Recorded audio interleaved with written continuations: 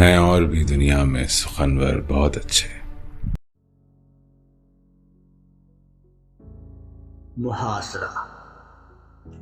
میرے غنیم نے مجھ کو پیام بھیجا ہے کہ حلقہ زن ہے میرے گرد لشکری اس کے، فصیلے شہر کے ہر برج ہر منارے پر کماں بدست ستادہ ہیں عسکری اس کے۔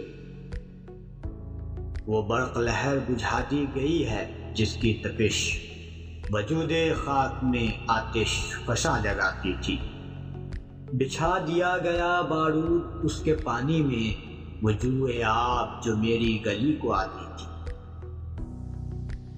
سبھی دریدہ دہن اب بدن دریدہ ہوں، سپرد دار و رسن سارے سرکشیدہ ہوئے۔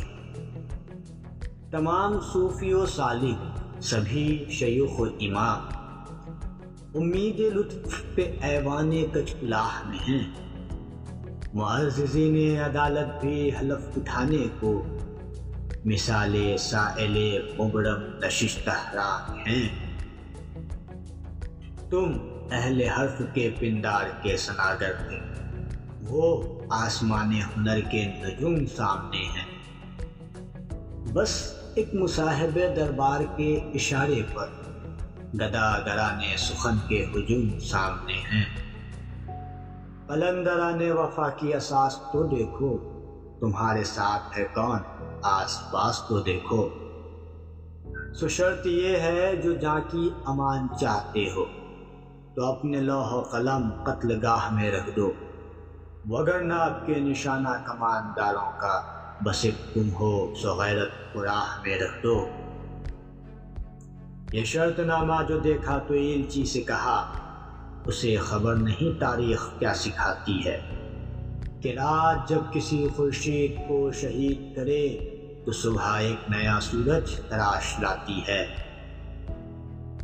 سو یہ جواب ہے میرا میرے عدو کے لیے کہ مجھ کو حرص کرم ہے نہ خوف خمیازہ، اسے ہے سطوت شمشیر پر گھمنڈ بہت، اسے شکوہ قلم کا نہیں اندازہ۔ میرا قلم نہیں کردار اس محافظ کا جو اپنے شہر کو محصور کر کے ناز کرے، میرا قلم نہیں کاسا کسی سبک سر کا جو غاصبوں کو قصیدوں سے سرفراز کرے، میرا قلم نہیں اوزار اس نقب زن کا جو اپنے گھر کی چھت میں شغاف ڈالتا ہے، میرا قلم نہیں اس دزد نیم شب کا رفیق جو بے چراغ گھروں پر کمند اچھالتا ہے،